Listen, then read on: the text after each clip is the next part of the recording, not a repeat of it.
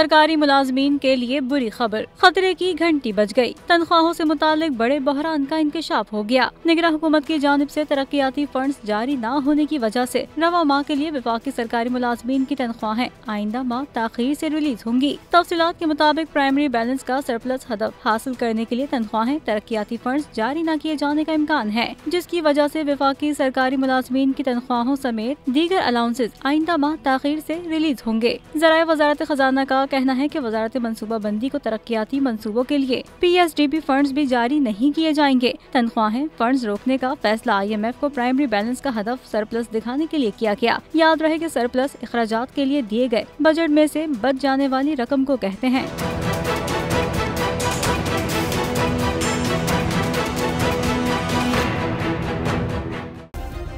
Subscribe करें और bell दबाएं ताकि कोई खबर रह न जाए।